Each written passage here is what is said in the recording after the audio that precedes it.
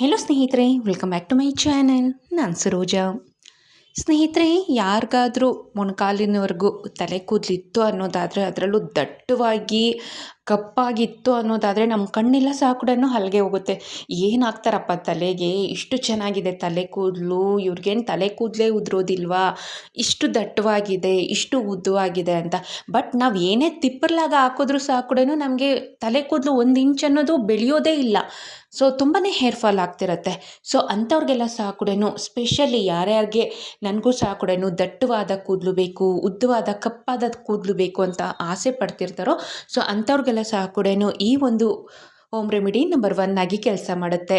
So ತಲೆ ಕೂದಲು ನಿಮಗೂ ಉದ್ದವಾಗಿ ಬೆಳಿಬೇಕಾ? ಸೊ ಈ ಒಂದು ಹೋಮ್ ರೆಮಿಡಿನ ಒಮ್ಮೆ ಟ್ರೈ ಮಾಡಿ ನೋಡಿ.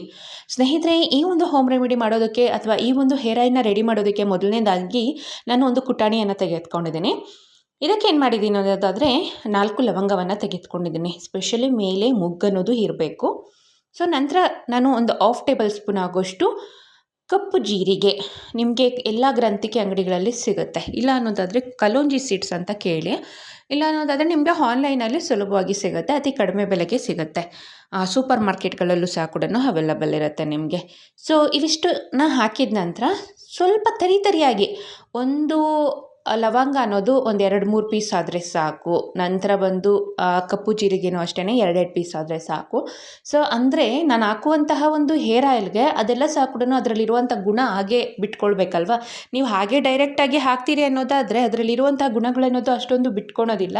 ಸೊ ಅಷ್ಟೊಂದು ಸೇರೋದಿಲ್ಲ ನಾವು ಹಾಕುವಂಥ ಹೇರ್ ಆಯಿಲ್ಗೆ. ಸೊ ಆ ರೀಸನ್ಗೆ ಸ್ವಲ್ಪ ತರಿಯಾಗಿ ಕ್ಲೀನಾಗಿ ಕುಟಾಣಿ ಸಹಾಯದಿಂದ ಕ್ಲೀನಾಗಿ ಕುಟ್ಕೊಳ್ಳಿ. ಯಾವುದೇ ಕಾರಣಕ್ಕೂ ಮಿಕ್ಸಿಗೆಲ್ಲ ಹಾಕೋದಕ್ಕೆ ಹೋಗಬೇಡಿ.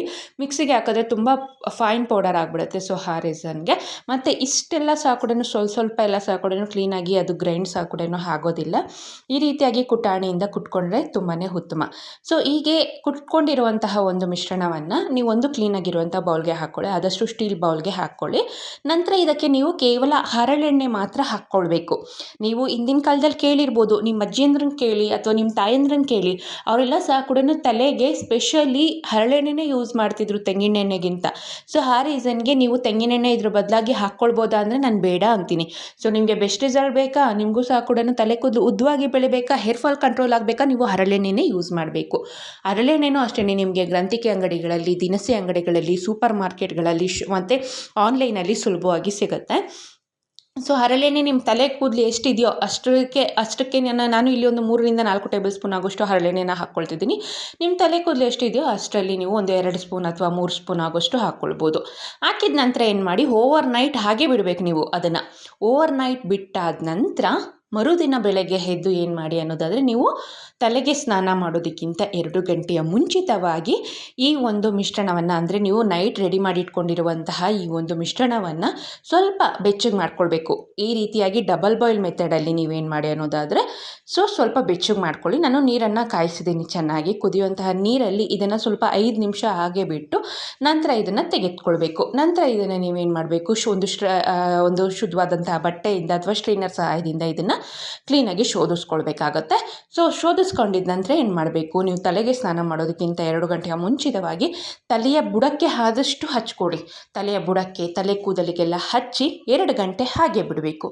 2 ಗಂಟೆ ಬಿಟ್ಟಾದ ನಂತರ ನೀವೇನು ಮಾಡಿ ಅನ್ನೋದಾದರೆ, ಸ್ವಲ್ಪ ಉಗುರು ಬೆಚ್ಚಗಿನ ನೀರಲ್ಲಿ ತಲೆಯನ್ನು ಕ್ಲೀನಾಗಿ ತೊಳೆದುಕೊಳ್ಬೇಕು, ಅಂದರೆ ಹೇರ್ ವಾಶ್ನ ಮಾಡ್ಕೊಳ್ಬೇಕು. ಸೊ ಇದೇ ರೀತಿಯಾಗಿ ನೀವು ವೀಕ್ಲಿ ಒನ್ಸ್, ಅಂದರೆ ವಾರಕ್ಕೆ ಒಮ್ಮೆ ಈ ಒಂದು ಹೇರ್ ಆಯಿಲ್ನ ಈ ರೀತಿಯಾಗಿ ನೀವು ಯೂಸ್ ಮಾಡೋದ್ರಿಂದ ನಿಮ್ಮ ಕನಸು ನನಸಾಗತ್ತೆ.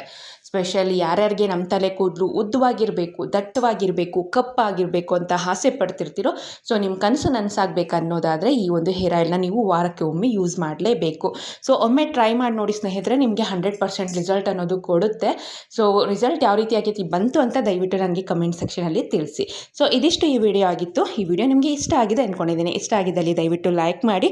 ಮತ್ತೊಂದು ರಿಕ್ವೆಸ್ಟ್, ನೀವೇನಾದರೂ ಈ ಚಾನಲ್ನ ಸಬ್ಸ್ಕ್ರೈಬ್ ಮಾಡ್ದೇ ನೋಡ್ತಿದ್ರೆ ಮತ್ತಷ್ಟು ಬ್ಯೂಟಿ ಟಿಪ್ಸ್ಗಾಗಿ ದಯವಿಟ್ಟು ಈ ಚಾನಲ್ನ ಸಬ್ಸ್ಕ್ರೈಬ್ ಮಾಡ್ಕೊಳ್ಳಿ. ವಿಡಿಯೋ ನೋಡಿದ್ದಕ್ಕಾಗಿ ಧನ್ಯವಾದಗಳು.